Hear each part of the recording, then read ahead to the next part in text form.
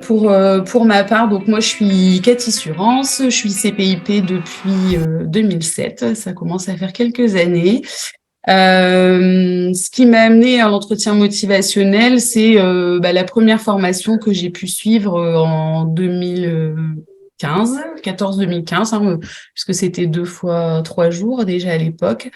Voilà, donc c'est le début de mon histoire avec l'entretien motivationnel date aussi de quelques années. Mathilde, je te laisse te présenter aussi. Ouais.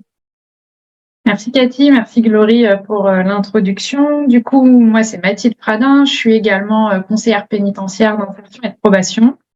Ravie de vous retrouver ce soir, nombreux et nombreuses, ça fait plaisir. Donc ma rencontre avec l'EM, elle s'est faite lorsque je travaillais en maison centrale. Donc pour les non-initiés, c'est les établissements pour les longues peines, pour les personnes qui sont condamnées de 10-12 ans jusqu'à perpétuité. Voilà, c'était des profils un peu particuliers et puis surtout où la question du changement est un enjeu très fort puisque face à des crimes qui peuvent être commis, le changement n'est pas forcément le plus évident. Et donc, c'est grâce à des collègues que j'ai pu être formée en 2013 et qui m'a donné le goût à l'entretien motivationnel. Et puis, plus particulièrement autour de cette question de l'autonomie qui nous anime ce soir, où voilà, on se pose régulièrement la question de comment maintenir cette autonomie dans nos pratiques. Et je tenais peut-être à préciser quand même que ce webinaire, les idées en tout cas de thèmes sont venues aussi en discutant avec 2 autres collègues qui sont Justine Violier et Valérie Gomez, qui sont aussi formatrices et CPIP. Donc voilà, on tenait aussi à partager ça avec elles.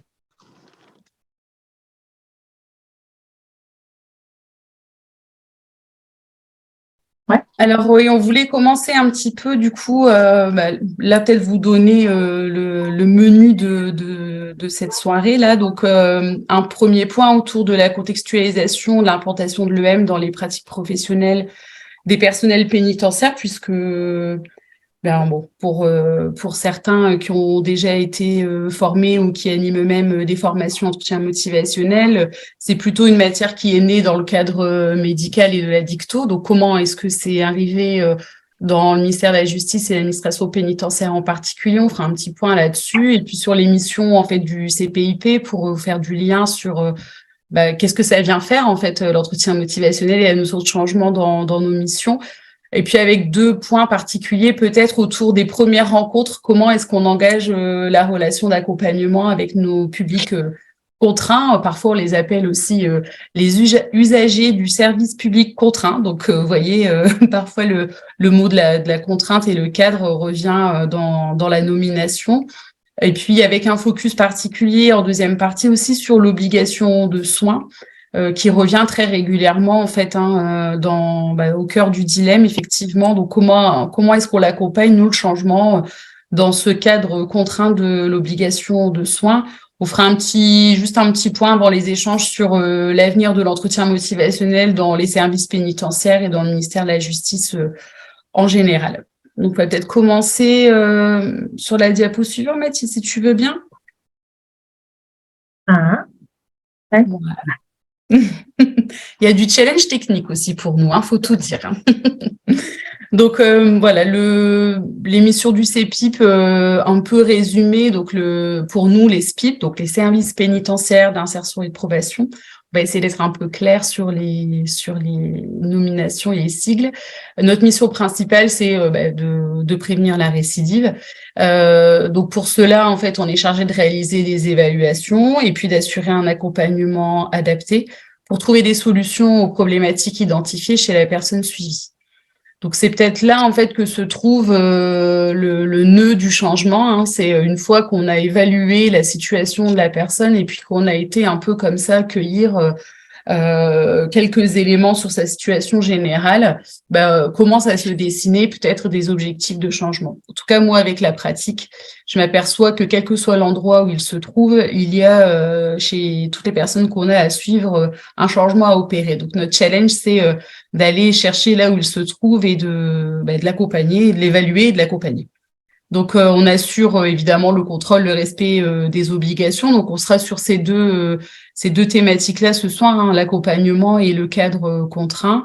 Et puis, on transmet évidemment régulièrement des rapports aux magistrats dans le cadre notamment de l'aide à la décision. L'idée, c'est pas de vous faire un cours sur qui est le CEPIP, mais pour que vous ayez plutôt une idée de notre cadre d'intervention, tant en milieu ouvert, donc pour les personnes qui sont condamnées mais pas incarcérées, et qu'en milieu fermé, comme vous l'avez évoqué tout à l'heure Mathilde, l'exemple des maisons centrales. Donc le milieu fermé, c'est la détention. Juste un petit point pour vous dire qu'en France, on est à peu près à 1/3, 2/3, donc 1/3 de personnes incarcérées et 2/3 de personnes suivies en milieu ouvert. Donc l'administration pénitentiaire, c'est aussi beaucoup de personnes suivies en milieu libre, qui ont des suivis à assurer. Et bien du coup, se pose aussi la question de en quoi est-ce que l'entretien motivationnel à Mathilde et à moi a changé nos pratiques. Peut-être vous dire que pour moi, ce que ça a changé, c'est la personne, en fait, d'accepter que les choses viennent de la personne. C'est un peu l'art de la maïeutique, quoi. C'est de faire l'entretien motivationnel. C'est ça aussi, c'est comment est-ce qu'on amène la personne à élaborer, à évoquer. On en parle aussi tant dans l'esprit que dans les outils qu'on utilise autour de l'entretien motivationnel. Comment est-ce qu'on fait en sorte que c'est la personne, quelque part, qui accouche de son changement et pas nous qui venons imposer le changement. Donc moi, c'est ce que ça a changé vraiment dans ma pratique, c'est d'accepter qu'en fait, les choses viennent de l'autre et que tout est en lui et que mon challenge à moi quotidien, c'est de faire sortir par sa bouche tout ce qu'il ressent, tout ce qu'il vit, tout ce qui est important pour lui dans son quotidien et dans le changement qu'il aurait à opérer. Mathilde, tu veux nous partager en quoi est-ce que l'EM a changé ta pratique? Ça rejoint en partie ce que tu partages aussi et peut-être qu'il va parler à un certain nombre des personnes qui sont présentes ici. C'était l'idée que souvent quand on choisit un métier d'accompagnement, quel qu'il soit, on a l'idée d'accompagner l'autre et aussi un peu parfois, alors je vais prendre un gros terme, de le sauver. En tout cas, il y a cet enjeu-là de vouloir être absolument aidant pour l'autre et à tel point de porter des fois la responsabilité de l'autre. Et tout l'enjeu de l'entretien motivationnel et ce en quoi il a été aidant pour moi, c'est justement de rendre la responsabilité à chacun, de permettre à la personne que j'accompagne d'avoir son autonomie et de décider de ce qu'elle va faire finalement et ce qu'elle va mettre en œuvre dans le suivi. Et à moi de retrouver une place qui est nettement moins lourde à porter et qui prend moins en charge finalement les problématiques de la personne et qui la rend plus autonome. Donc voilà vraiment le point fort pour moi de l'EM et en quoi ça m'a été utile dans ma pratique de CEPIP. Commencer là à voir un peu, donc on va avoir 2 temps. Un premier temps sur ces premières rencontres, vraiment l'enjeu pour nous de créer la relation d'accompagnement et aussi la place de l'autonomie là-dedans. Et puis, on aura un deuxième temps, comme disait Cathy tout à l'heure, où vraiment sur 3 aspects purs de l'autonomie avec un focus sur l'obligation de soins. Du coup, si tu veux, Cathy, je te laisse débuter sur ces premières rencontres. Effectivement, donc les premières rencontres, comment s'engage la relation d'accompagnement? Bien, peut-être d'abord vous dire que nous, quand on intervient, souvent, on dit qu'on intervient en bout de chaîne, parce que l'exécution de la peine, c'est après un certain nombre d'intervenants. Donc, la personne, d'abord, elle commet une infraction, forcément. Hein, c'est le point de démarrage de notre intervention. Et puis, quand elle a commis cette infraction, bien, elle est arrêtée par les forces de l'ordre, placée souvent en garde à vue, avec tout ce que ça implique comme stress, angoisse, la rupture avec peut-être la famille, le stress de savoir ce qui va arriver, quelle va être la décision que le magistrat va prendre. Puis ensuite, la personne est présentée devant le procureur. Donc là aussi, hein, elle se retrouve très souvent, c'est très solennel, hein, devant un grand bureau, où là, il va être décidé de son sort. Donc, encore une fois, dans une posture qui peut être compliquée pour un certain nombre de personnes qu'on a à suivre. Et puis ensuite vient le temps de la condamnation, donc repassage devant un tribunal, cette fois avec plusieurs magistrats, parfois dans une salle d'audience qui est très remplie, avec un temps d'audience qui peut durer. Voilà, tout ça pour vous dire que quand on accueille la personne, nous, dans le SPIP, donc dans le service pénitentiaire d'insertion et de probation, que ça soit suite à un mandat de dépôt, donc qu'il soit incarcéré ou encore en milieu libre, qu'il n'ait pas eu de peine d'emprisonnement, bien il arrive avec tout ce passif entre guillemets et toutes ces personnes en fait qui ont gravité autour de lui, donc dans un état qui est pas forcément très propice, en tout cas là comme ça, il ne paraît pas forcément très propice à l'engagement d'une relation. Je veux dire par là que la personne, quand elle arrive, elle va souvent être chargée de beaucoup de résistances qui ont pu être semées comme ça au travers de tous les intervenants et du contexte de son interpellation. Puis ensuite vient l'impact des suivis, puisque la personne a souvent une histoire aussi avec d'autres services qui ont eu à l'accompagner. Donc, Cathy, vous parlez de l'enchaînement judiciaire, et il y a aussi autre chose qu'on remarque régulièrement qui peut avoir un impact fort aussi dans les premiers entretiens qu'on a avec les personnes qu'on rencontre. C'est l'impact des suivis précédents, c'est-à-dire des autres conseillers pénitentiaires d'insertion et de probation qu'ils ont pu rencontrer, ou lorsqu'ils sont tout jeunes majeurs et qu'ils ont été suivis par la protection judiciaire de la jeunesse, par la relation qui s'est créée avec leur éducateur ou leur éducatrice. Et donc tout ça a un impact après sur la manière dont la relation va s'engager avec nous. Et on va avoir à ce moment-là un enjeu important, nous, de pouvoir peut-être casser les codes qui ont été mis par d'autres avant, ou en tout cas en créer de nouveaux pour vraiment ramener de l'espace dans l'entretien avec la personne, dans le suivi. Et en même temps, on va le voir aussi un petit peu plus loin, un cadre qui soit clair. Mais l'enjeu va être de permettre de nous positionner un peu différemment. Et pour ça, de faire en sorte que la personne, que tout l'esprit de l'entretien motivationnel, en fait, ressorte à ces moments-là de l'entretien. C'est d'autant plus important qu'on va le voir tout de suite, c'est-à-dire que nous, des entretiens dès le début, où on n'arrive pas à mettre en place rapidement une relation, on va dire plus de confiance, ça va avoir un impact sur la mesure. Et on voit aussi tout de suite une différence, souvent entre les personnes qui ont déjà eu un suivi, et là je fais référence ne serait-ce qu'aujourd'hui j'ai une personne qui n'a jamais eu de suivi, donc tout de suite naturellement, il y a quelque chose qui s'instaure un peu plus vite que quelqu'un qui a déjà eu des suivis qui a pu avoir des problèmes dans le cadre de ces suivis. Donc, on a un véritable, enjeu à ce moment-là à essayer de faire appel à l'esprit de l'entretien motivationnel. Et quand on parle d'esprit, on parle bien de partenariat, d'autonomie. Et l'autonomie, on verra aussi comment on la nomme dans ces moments-là pour permettre à la personne de prendre cette place dans le suivi et que la relation s'engage différemment.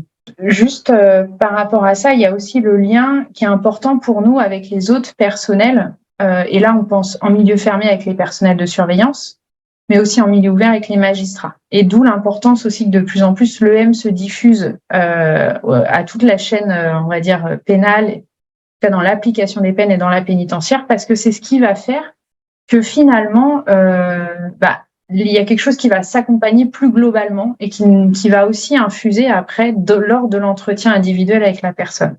Et ça a aussi un impact de faire appel à cet esprit de l'entretien motivationnel et à l'autonomie dans la mesure où, par exemple, on pense, nous, à nos collègues du milieu fermé qui font parfois 1 ou 2 entretiens pour les collègues qui travaillent en maison d'arrêt. Donc, c'est vraiment les établissements de courte peine et où il y a une surpopulation carcérale très importante. Dans ce cadre-là, la plupart des collègues voient les personnes 1 ou 2 fois. Et donc, il est parfois compliqué d'aller jusqu'à l'évocation, ce qui n'est pas impossible, mais qui parfois peut être mis un peu, qui est peut-être un peu plus difficile à mettre en œuvre. Et donc, l'enjeu de l'engagement de la relation, même s'il n'amènera pas forcément derrière à une évocation, sera favorable pour nous quand on va reprendre le suivi à l'extérieur. Donc, il y a vraiment un enjeu pour nous à différents niveaux dans le suivi de la personne et dans la prise en charge.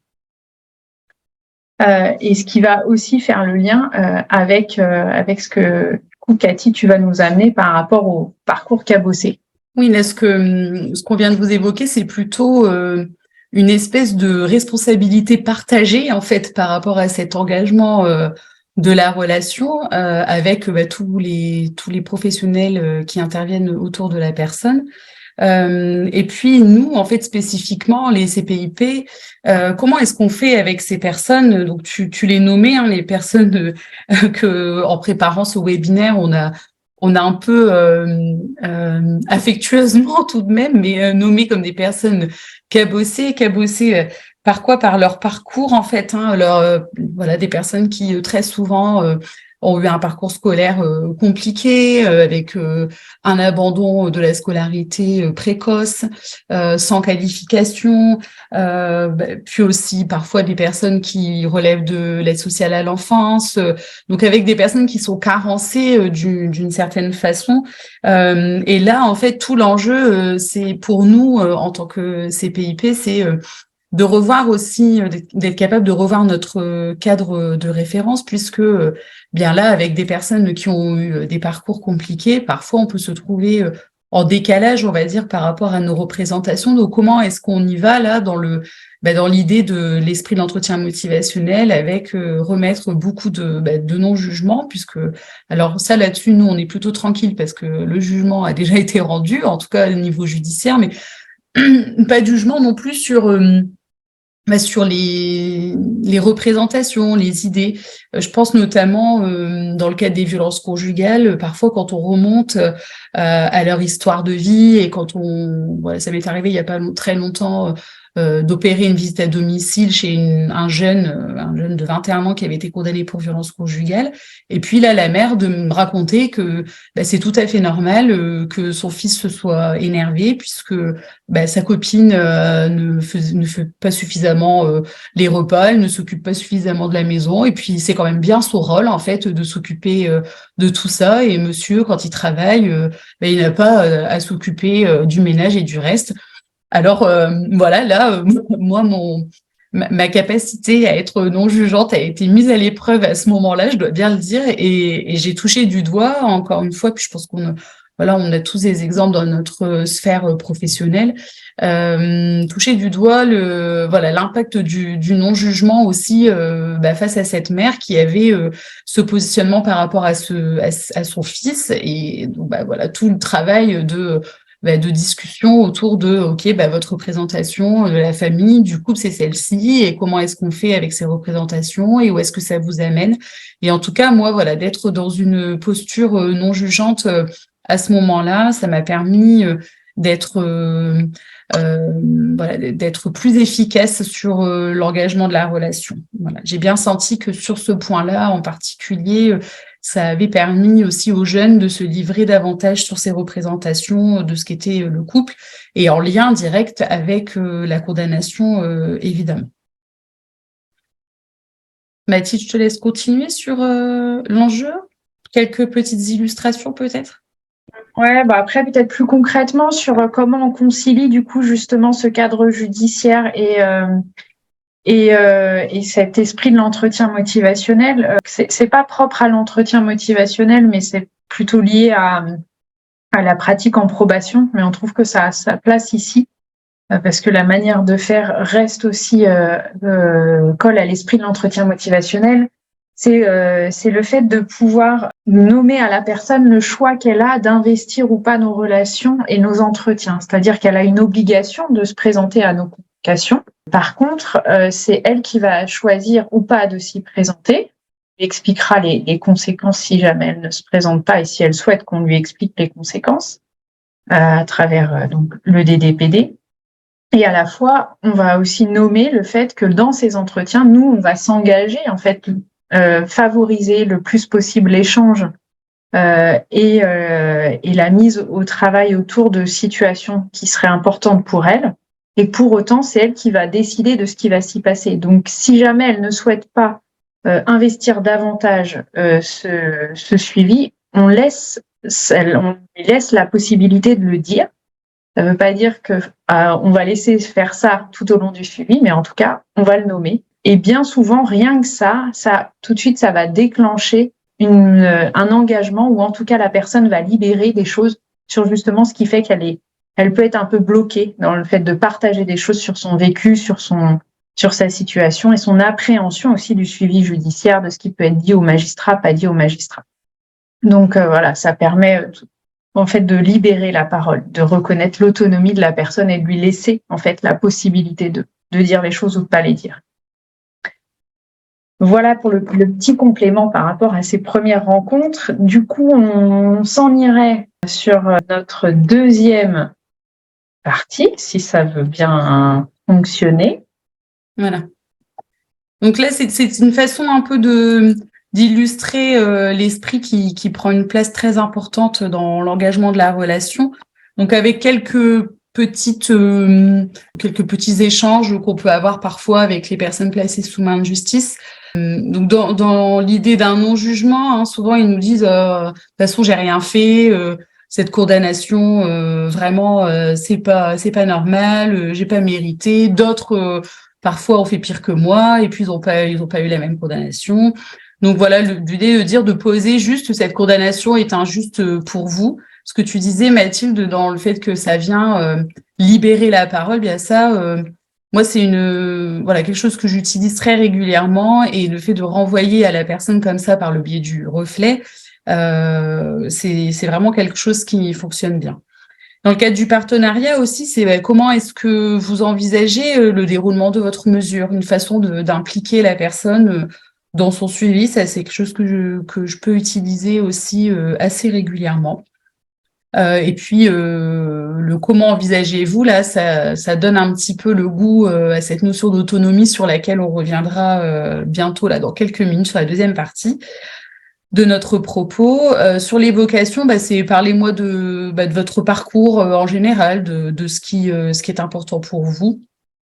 Et puis enfin, dans l'altruisme, c'est comment souhaitez-vous qu'on s'organise en fait pour vos rendez-vous là, puisque alors autant en milieu fermé, même s'ils ont des activités, des démarches engagées, ils sont un peu sous la main des CPIP, on peut dire ça comme ça. Alors qu'en milieu ouvert, on a à tenir compte de leurs contraintes familiales, parce que les personnes qu'on a à suivre sont aussi des pères de famille, sont aussi des travailleurs, sont aussi des personnes qui ont des loisirs. Et donc, il nous semble important en tout cas, moi, il me semble important dans ma pratique de porter une attention particulière aux besoins de cette personne, et de les faire passer, en fait, souvent avant mes propres besoins d'organisation. Donc, souvent, je pose la question de cette façon-là. Donc là, on avait envie d'aller plonger un petit peu plus dans l'autonomie et ce que représente l'autonomie dans le monde pénitentiaire et dans le monde judiciaire. Et donc pour ça, on vous propose 3 temps. Un premier temps sur comment on mesure aussi, nous, l'autonomie de la personne. Donc il y a l'autonomie au sens de l'esprit de l'entretien motivationnel, et à la fois on a à cœur aussi de pouvoir mesurer cette autonomie dans le cadre de nos évaluations. Un deuxième temps plus sur l'autonomie dans la mise en œuvre pour la personne à respecter la règle du vivre ensemble, la loi, le cadre judiciaire. Et enfin, vraiment un troisième focus sur l'obligation de soins, l'enjeu du respect de l'autonomie, aussi l'adhésion. Du coup, dans la première partie, vraiment l'autonomie dans la réceptivité, c'est vraiment un enjeu pour nous, parce que certes, on va soutenir l'autonomie de la personne, et en même temps, il faut qu'on soit en mesure d'évaluer quelles sont ses capacités à elle de pouvoir être autonome dans la mesure judiciaire, dans le fait de mettre en œuvre et en place des changements. Et là, je pense par exemple à une personne que j'ai en suivi là depuis 1 an et demi, qui est un monsieur qui est donc sous curatelle, donc pas tutelle, donc ça veut dire qu'il a un mandataire judiciaire, quelqu'un qui l'accompagne, qui va le valider ses prises de décision, notamment ses prises de décision financières. Et c'est un monsieur en fait qui suite à des troubles psychologiques, à des événements de vie, a perdu en autonomie et en capacité de réflexion. Et donc il y a des passages à l'acte réguliers depuis 1 an et demi, enfin un peu plus, 2 ans maintenant. qui viennent mettre à mal régulièrement le suivi. Donc, ce qui pourrait me pousser moi à vouloir un peu restreindre son autonomie, parce que ses capacités intellectuelles étant un peu moindres, le fait qu'il y ait une récidive qui soit en cours pendant le suivi, pourrait même moi me pousser à mettre un peu plus de contraintes et de pression. Et en même temps, c'est un monsieur qui, pour l'exemple, quand il a des prospectus, qui reçoit des prospectus dans sa boîte aux lettres avec des numéros de téléphone, cela déclenche chez lui une certaine réaction, de la colère. Et avec cette colère, ensuite, il va envoyer des messages aux personnes, alors soit des messages de violence verbale, soit d'agression sexuelle, etc. Et ça de manière harcelante. Et donc, ça amène à des condamnations régulières. Et ce monsieur, on avait imaginé ensemble, en tout cas, qu'il puisse utiliser un petit carnet, parce qu'il écrit quand même, et qu'il puisse utiliser un carnet pour, au lieu d'envoyer des messages, écrire sur le carnet et me les ramener. Et en fait, au bout de ça, c'est pas ce qui n'a fonctionné. Et au bout de 15 entretiens, alors qu'il pourrait avoir une autonomie un peu limitée sur certaines choses, là, il a fait le choix de finalement prendre ces petits prospectus et de les mettre de côté pour me les amener un par un empilés et éviter de les utiliser pour envoyer des messages. Donc tout ça pour dire que là, alors que moi j'aurais eu tendance à orienter un peu plutôt sur comment faire pour éviter qu'il y ait de nouveau encore des récidives au cours de ce suivi, là finalement la personne, elle a trouvé son moyen à elle d'éviter de renvoyer des messages. Alors ça a pris 15 entretiens, donc il fallait aussi être patient. Et c'est pas fini, parce qu'on a encore du temps ensemble vu qu'il y a eu des récidives. Mais en tout cas, petit à petit aussi, ça a permis à monsieur de trouver sa manière à lui de faire. Donc c'était important aussi de voir que malgré une capacité limitée, la personne peut aussi trouver sa manière de faire. Voilà. Après, peut-être Cathy sur l'autonomie. Mais l'autonomie aussi, on peut la retrouver dans ce qu'on appelle dans ce qu'on a appelé nous là la responsabilité à s'appliquer la règle à soi-même, hein. C'est l'idée du grec autonomos, donc s'appliquer la règle à soi-même. Notre enjeu là dans le cadre de la lutte contre la récidive, c'est de se dire ok, il y a une mesure judiciaire dans laquelle on a travaillé, on a accompagné au changement. Comment est-ce que la personne elle va être capable de s'appliquer la règle encore en dehors de la mesure judiciaire ou même pendant le suivi lui-même, en dehors de nos rendez-vous. Voilà. Et là, je pense à une personne que j'ai en suivi pour des situations régulières de violence, parce que dès qu'il sait pas s'expliquer avec quelqu'un, bien ça part en violence, donc c'est un cas classique. Et là, il était en difficulté avec son voisin qui soupçonnait de faire volontairement du bruit pour le déranger. Et au bout de 2-3 entretiens où il m'en parle, il finit par me dire, bien, hier, il s'est remis à faire du bruit, et puis là, j'ai pensé à vous, il me dit, je me suis dit que en fait, c'était peut-être bien que j'aille le voir, parce que peut-être qu'en fait, il faisait pas du bruit volontairement pour me déranger, mais plutôt parce que c'est sa façon de vivre, ou parce que c'est le moment où ça s'active dans la maison. Et du coup, il est allé le voir, et il s'est engagé une discussion avec son voisin, et ce qui était très intéressant, c'est de voir que pour lui, en fait, il voyait plus d'avantages à être dans cette démarche de discussion, parce qu'en plus, il se dit, ça m'a permis aussi de connaître mieux mon voisin, et puis de pas m'énerver, et puis je suis rentrée à la maison, et puis j'ai pu en reparler avec ma femme. Et du coup, il commençait à toucher du doigt ce changement finalement de posture et de communication lui apportait, même en dehors finalement du cadre judiciaire. Donc c'est aussi cette autonomie-là dont on voulait vous parler aujourd'hui, là, l'autonomie dans comment est-ce que je m'applique la règle à moi-même. Et pour nous, l'enjeu en dehors des mesures judiciaires, parce qu'on se demande toujours est-ce qu'ils vont récidiver ou pas, c'est toujours la grande question qu'on se pose. Et avec lui, c'est peut-être pas gagné, mais en tout cas, sa réflexion me porte à penser que c'est en bonne voie. Et puis là, peut-être sur ce qui nous attend encore dans la suite de notre présentation, c'est l'enjeu du respect de l'autonomie là en termes d'adhésion. Est-ce que finalement l'autonomie, elle peut être pleine et entière? Donc, on voulait vous faire une petite présentation autour de l'obligation de soins.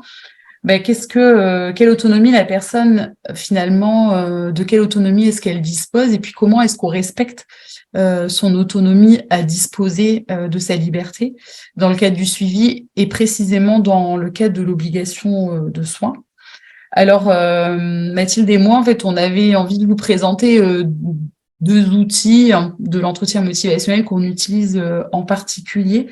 Pour ma part, en fait, j'utilise le DDPD, alors qu'on a appelé le DFD, le DDPD, enfin voilà.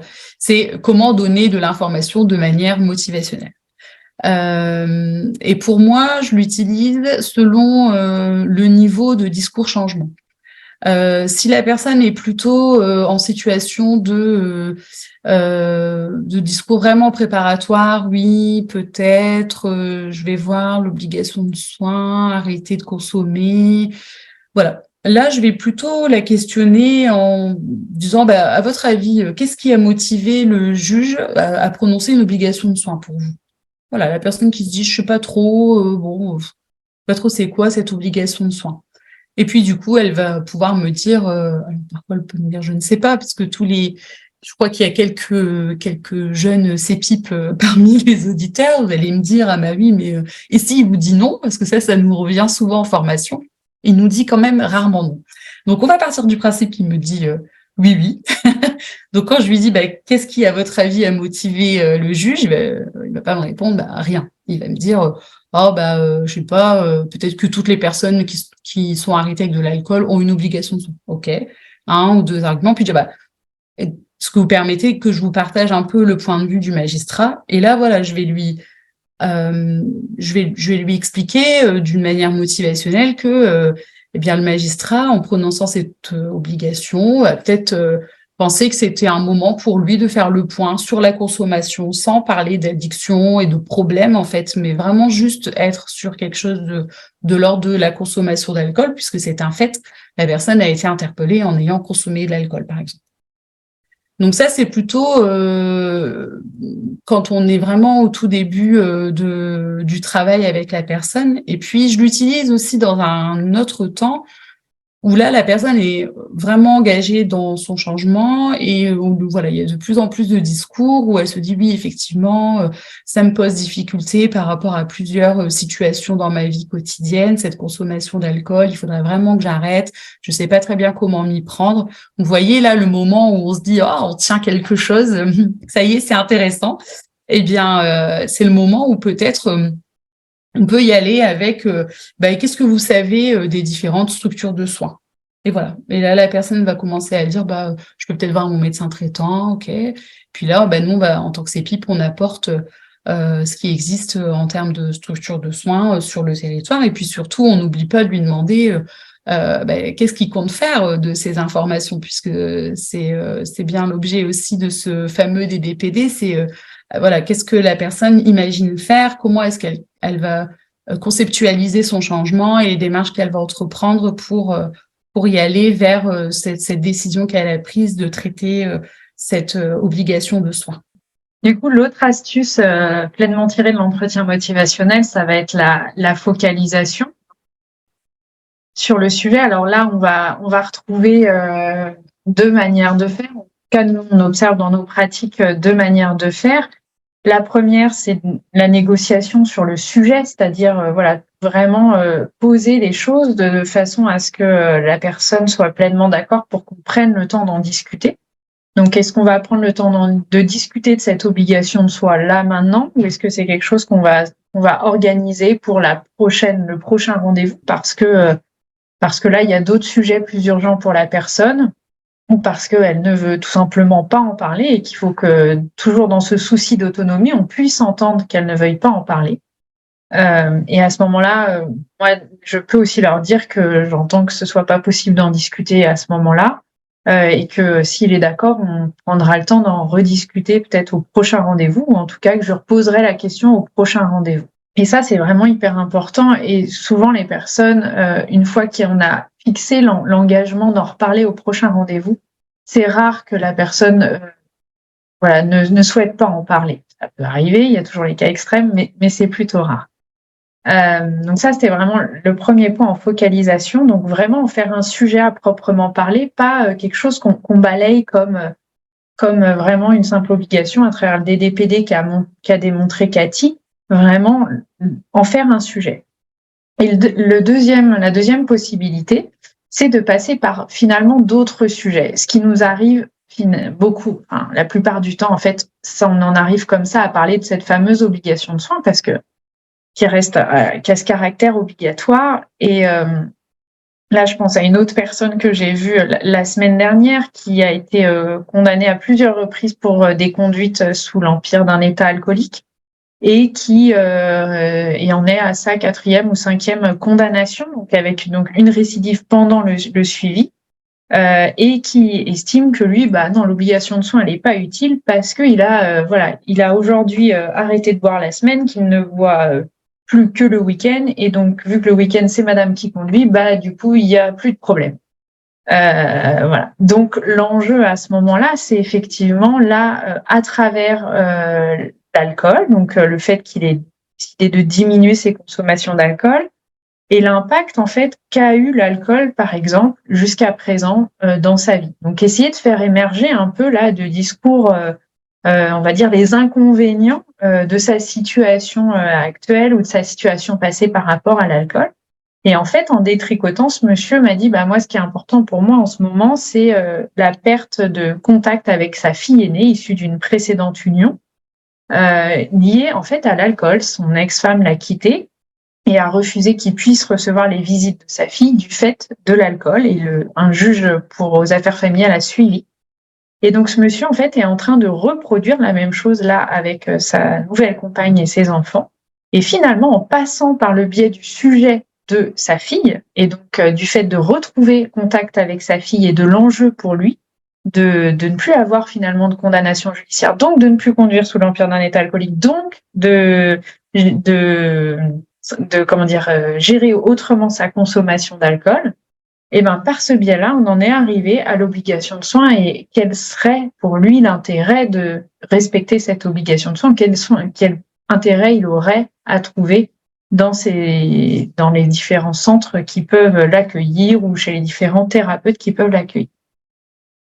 Donc voilà un peu comment, même si on ne focalise pas tout à fait dessus, comment on va pouvoir y arriver petit à petit. Voilà. Après, l'enjeu est toujours de pouvoir aussi clarifier les choses. Et ça, Cathy, je te laisse du coup suivre. Oui, voilà, pour terminer, peut-être en quelques mots pour laisser la place aux échanges, se dire que donc notre intervention en tant que CPIP, elle est guidée par ce qu'on appelle les Core Correctional Practices. Je vous les fais en anglais, c'était pas mal quand même. Et se dire que dans les CCCP, il y a l'entretien motivationnel, puis il y a quelque chose qui est très important qui ressort, c'est la clarification des rôles. Donc, c'est-à-dire que nous, notre enjeu, c'est d'accompagner la personne au changement, comme je vous le disais en introduction. Moi, il me semble de plus en plus dans ma pratique que chaque personne qu'on a à suivre a un petit changement quelque part ou un grand changement à opérer. En tout cas, qu'il y a quelque chose à modifier dans la pratique professionnelle. Donc, se dire que nous, on est garant de ça. C'est important qu'on puisse clarifier notre intervention, clarifier le rôle du magistrat dans notre intervention et que même dans ce cadre contraint, on peut s'accorder la liberté dont tu parlais, Mathilde, là, en t'écoutant. C'est ce qui me venait de se dire que on parle beaucoup de contraintes et en fait, on se laisse la liberté dans ce cadre contraint tant que les choses sont clarifiées, que chacun a bien était clair, il n'y a pas d'autre mot, dans le rôle qu'il a à jouer auprès de la personne. Et puis, la transmission au magistrat, voilà, un petit point pour dire qu'en tant que CPIP, on est aussi porteur de cet élan vers le changement et de la capacité de la personne à changer, même si voilà, c'est pas, par exemple, pour le cas de l'obligation de soins, c'est pas ça y est, il a réussi à arrêter de consommer de l'alcool ou des stupéfiants, mais il est OK pour prendre un premier rendez-vous, il est OK pour parler, il est OK pour discuter d'un potentiel changement par rapport à cette obligation de soins. Et nous, on est en tant que CPIP vecteur aussi de ça et d'un certain changement de mentalité au travers des écrits aussi qu'on renvoie aux magistrats et aux explications qu'on lui donne. Voilà, c'était le petit message par rapport à notre intervention de CPIP. La politique des petits pas. C'est ça. Yes. Voilà, peut-être s'arrêter là-dessus. Mathilde, Alors, d'accord? Alors, j'ai arrêté le partage un peu brutalement parce que ça a encore bugué. Mais l'idée étant de, si c'est OK, de passer aux échanges parce qu'on a déjà grignoté le temps qu'on avait décidé. Donc, voilà.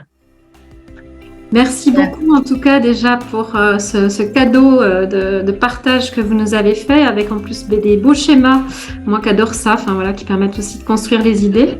Je vais couper l'enregistrement pour que tout le monde puisse être dans cet échange en se sentant libre aussi de remettre sa caméra.